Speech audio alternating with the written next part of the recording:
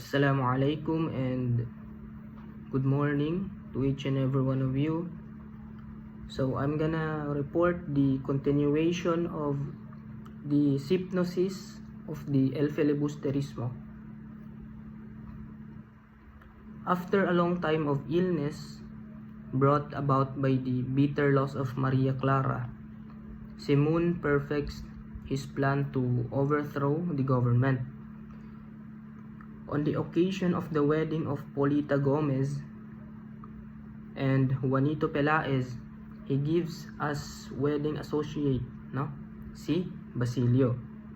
Ito yung anak ni Sisas na sumali sa revolutionary.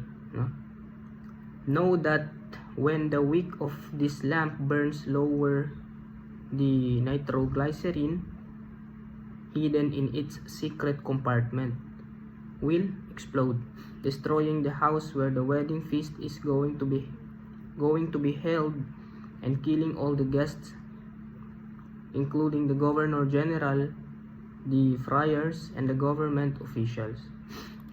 Simultaneously, all the government buildings in Manila will be blown by Simon's followers.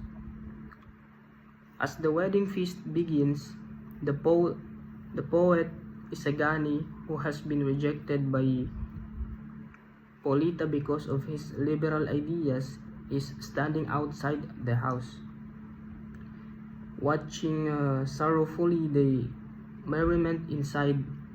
Basilio, his friend, warns him to go away because the lighted lamp will soon explode. On hearing the horrible secret of the lamp, Isagani thinks of the danger to his beloved Polita.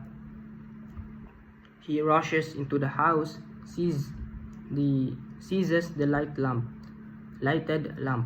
and hurls it onto the river where it explodes. The revolutionary plot was thus discovered. Simon was concerned by the soldiers, but he escaped. Nakatakas si Simon. Mortally wounded, and carrying his treasure chest, he sought refuge in the home of Padre Florentino by the sea.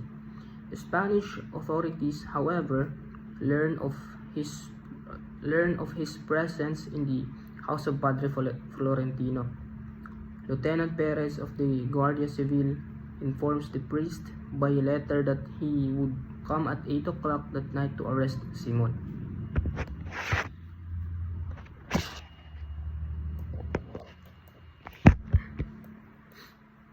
That night to arrest Simon. Simon eluded arrest by taking poison. As he is dying, he confesses to Padre Florentino, revealing his true identity, his dastard plan to use his wealth to avenge himself,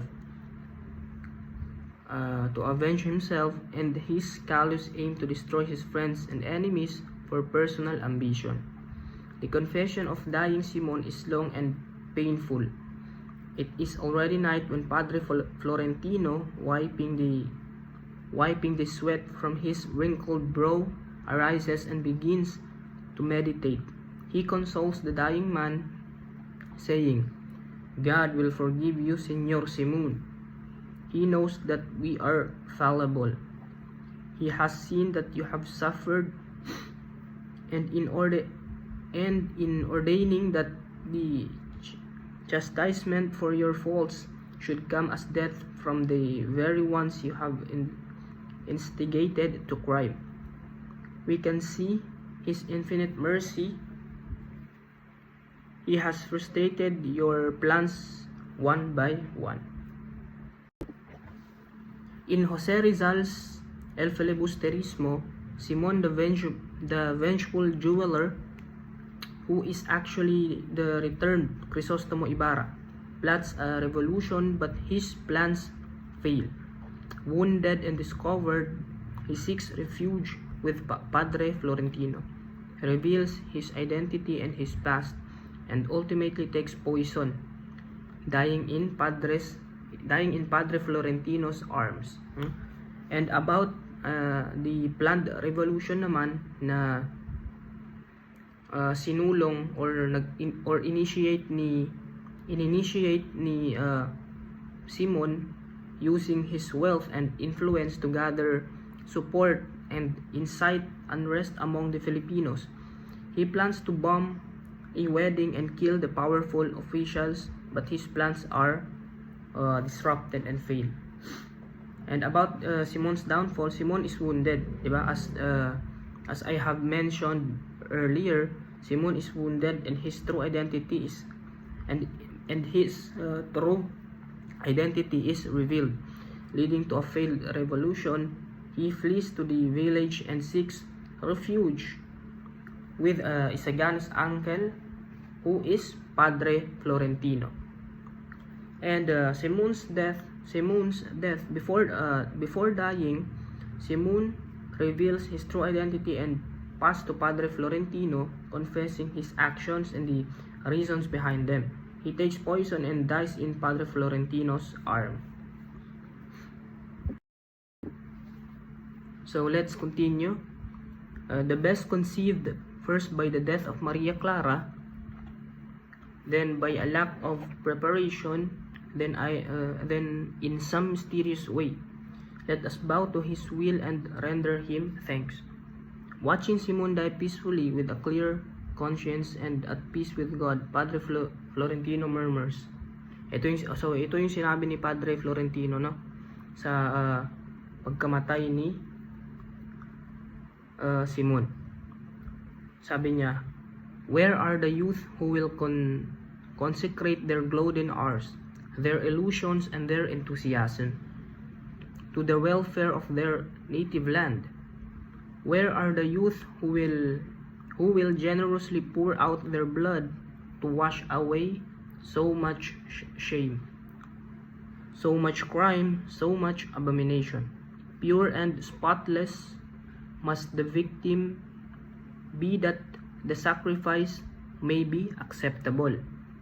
Where are you, youth, who will embody in yourselves the vigor of life that has left our veins, the purity of ideas that has been contaminated in our brains, the fire of enthusiasm that has been quenched in our hearts? We await you, O youth. Come, for we await you." So, yun yung sinabi ni Padre Florentino sa pagkamatay ni Simon. Padre Florentino falls upon his knees and prays for the dead jeweler. He takes the chest of treasure and throws it into the sea. So, tinapon niya, no, yung daladalang chest or yung daladalang treasure ni Simon. Tinapon niya sa dagat. As the waves close over the sinking chest, he invokes. Ito sa pagkatapon niya ng chest, and then sa paglubog nun may sinabi siya. Ito yung sinabi niya, "May nature guard you in her deep abysses, among the pearls and corals of her eternal seas. When for some holy and sublime purpose man may need you, God will in his wisdom draw you from the bosom of the waves. Meanwhile, there you will not work woe, you will not distort justice, you will not foment avarice." There are other characters in El Filibusterismo. There is Kabasing Tales, who is dispossessed of his land in Tiani by the friars, like that of Rizal's father.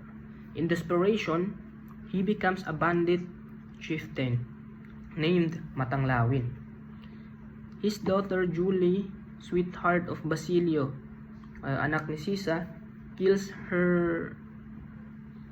herself rather than be dishonored by Padre Camora. There is Macaraig, a rich student, a leader of the Filipino students in their movement to have an academy where they could learn Spanish. This is a bigoted Dominican friar, Professor Padre Milon, who teaches physician in the University of Santo Tomas without scientific experiments. One of his students, Placido Penitente from Batangas, becomes discontented with the poor method of instruction in the university. And there is Senor Pasta, the old Filipino lawyer who refuses to help the Filipino students and their petition to the government for educational reforms.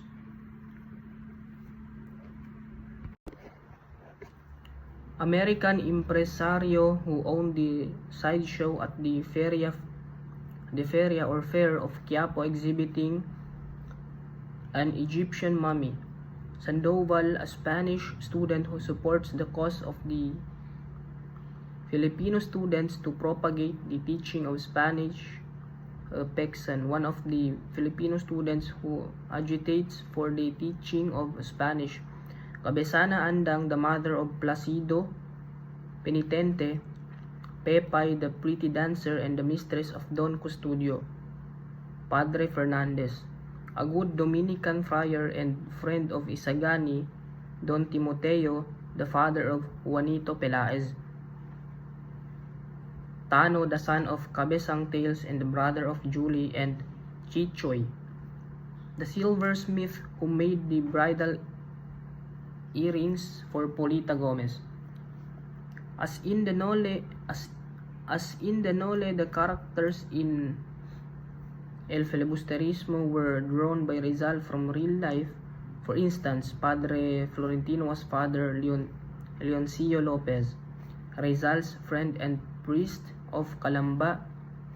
Isagani, the poet, was Vicente Ilustre, Batangueño, friend of Rizal in Madrid, and Polita Gomez. The girl who loved Isagani but married Juanito Pelaez was Leonor Rivera. Noli and Fili compared. The two novels of Rizal, Noli Me Tangere and El Filibusterismo, are different in many respects. Although they are written by the same author and are supposed to be dealing with the same story and have the same characters, the Noli is a romantic novel. It is a work of the heart, a book of feeling. It has freshness, color, humor, lightness, and wit. On the other hand, the Fili is a political novel. It is a work of the head, a book of the thought. It contains bitterness, hatred, pain, violence, and sorrow. The friends of Rizal and our Rizalists today differ in opinion as to which is the superior novel, the Noli or the Fili. The Noli or the Fili. Rizal himself considered the Noli as superior to the Fili as a novel, thereby agreeing with the M.H. Del Pilar, who had the same opinion. Retana, Rizal's first Spanish biographer, also believes that the Noli is superior to the Fili. However, others such as Blumentritt, Graciano, Lopez, Haina, and Dr. Rafael Palma are of the opinion that the Fili is superior to the Noli.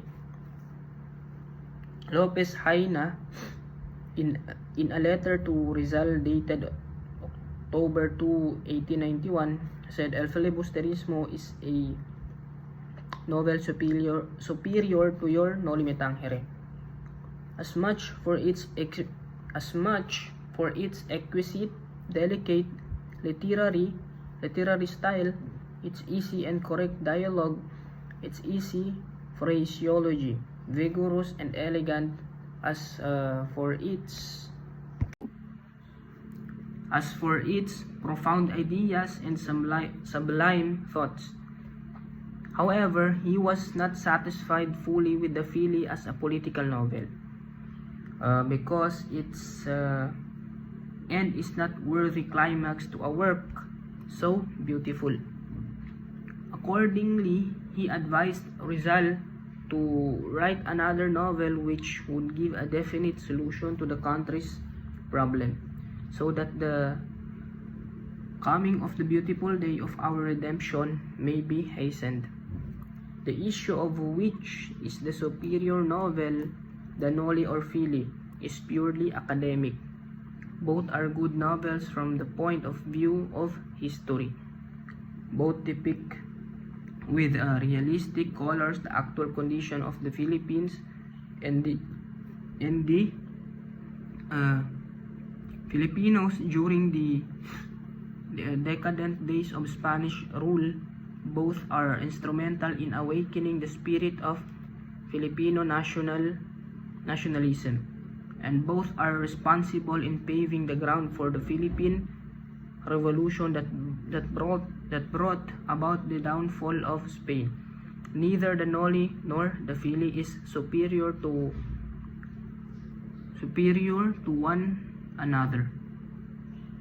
As Mariano Ponce aptly told Rizal after reading the Fili, it is indeed excellent. I can say nothing of your book, but it is really marvelous, like all the brilliant book. But it is really marvelous, like all the brilliant productions of your pen. It is a true twin of the Noli. Ayun yung sabi ni Mariano Ponce sa book ni Rizal na El Fili. Rizal's unfinished third novel. Even before Lopez Haina suggested the writing of another novel, Rizal had already in mind to pen a third novel on September 22, 1891. 4 days after the Fili came off the press, he wrote to Blumentritt, I am thinking of writing a third novel, a novel in the modern sense of the word. But this time, politics will not find much space in it, but ethics will play the principal role. I shall deal mainly with the habits and customs of the Filipinos, and only to Spaniards, the friar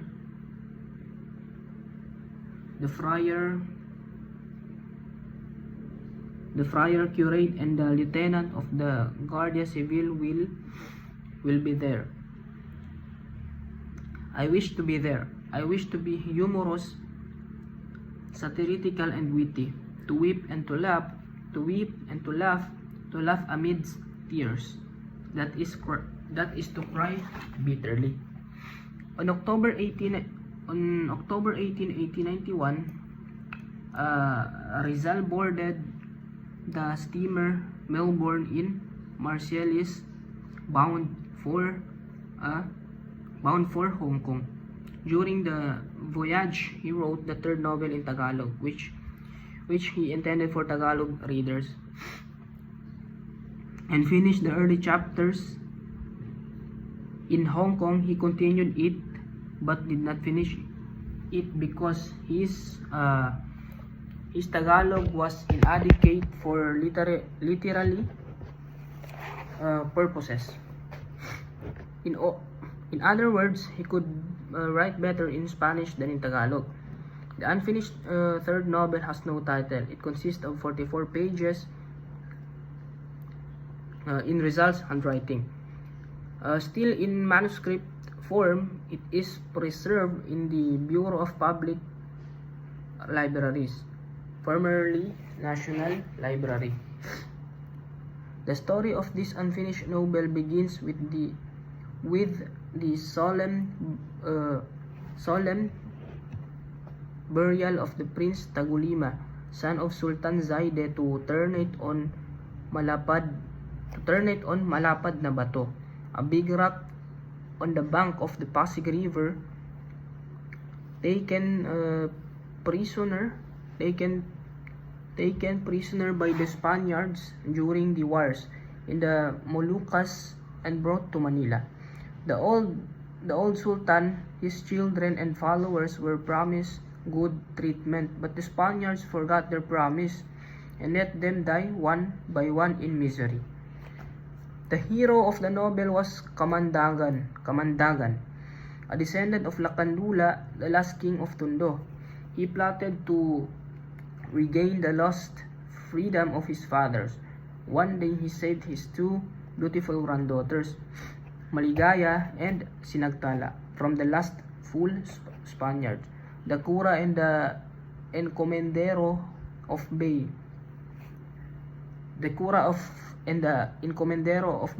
Laguna. It is said that Rizal was fortunate not to finish this novel because it would have caused greater scandal and more Spanish vengeance on him. Rizal had other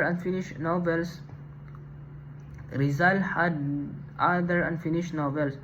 One of them is entitled Makamisa, a novel in Tagalog. It is written in light, sarcastic style and is incomplete, for only 2 chapters are finished. The manuscript consists of 20 pages. Another novel which Rizal started to write was entitled Dapitan. It is unfinished, written in ironic Spanish. He wrote it during his exile in Dapitan to depict the town life and costumes. The manuscript only consists of 8 pages. A novel in Spanish about the life in Pili, a town in Laguna, is also unfinished. The manuscript consists of 147.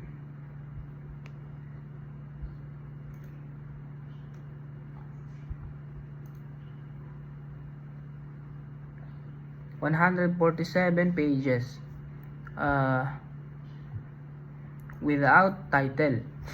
Among the characters are the following: Padre Agaton, a Spanish friar; Kapitan Panchong and the Kapitana Barang; Cecilia, their pretty daughter Isagani, lover of Cecilia; Kapitan Crispin, a political rival of Panchong; and Dr. Lopez, a free thinker. Another unfinished novel of Rizal, also without title, is about Cristobal, a youthful Filipino student who has returned from Europe.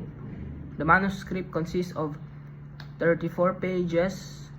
Among characters are Cristobal, who had studied for 12 years in Europe; Amelia, his sweetheart; Capitan Ramon, the father of Cristobal, a Dominican friar, a Franciscan friar, and a Spanish lieutenant of the Guardia Civil. The beginnings of another novel are contained in 2 notebooks. The first notebook contains 31 written pages, and the second 12 written pages. Through the mouth of the celestial characters, the author describes the deplorable conditions of the Philippines. This unfinished novel is written in Spanish and the style is ironic. So ito naman po yung about sa mga works ni Dr. Jose Rizal na hindi masyadong nabigyan pansin or hindi masyadong na mention, no? Kasi nga unfinished or konti lang yung pages na kanyang naisulat. Jose Rizal, the Philippine national hero, left behind an unfinished novels. Isa na dito yung Makamisa, which historian Ambeth Ocampo discovered in 1987, along with other unfinished works like Tagalog Nobility. So, Makamisa after Mass, or Makamisa, no? Ang translation, or Makamisa or After Mass. So Rizal began writing this as a sequel to El Filibusterismo in in 1892 in Hong Kong, initially in Tagalog and later in Spain. So, sinulat ni Rizal yung Makamisa sa Hong Kong, no? Sa wikang Tagalog, no? Nung una sa wikang Tagalog, initially sa wikang Tagalog. So, as time passed by, sinulat niya na ito sa wikang Espanyol. So, the manuscript discovered by the Ambeth Ocampo is a 245-page manuscript labeled Borrador del Noli Me Tangere.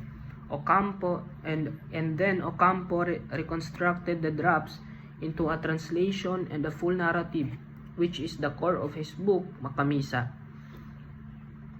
The Search for Rizal's Third Novel. So ngayon parang renevise, no, ni Ocampo yung gawa ni Rizal, na ngayon ginawa niyang full narrative, na which is nagta-title na ngayong Makamisa, no?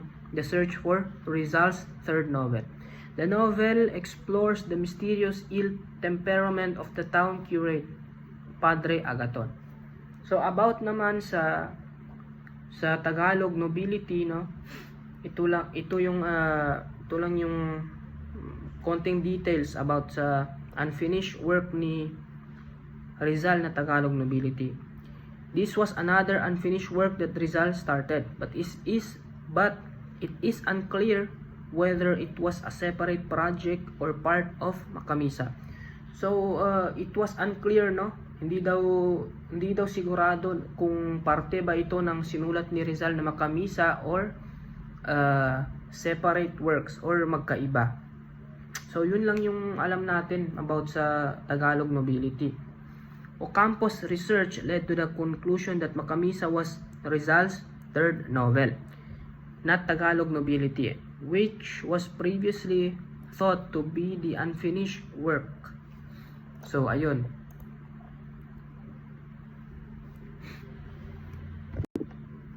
So hanggang dito na lamang po.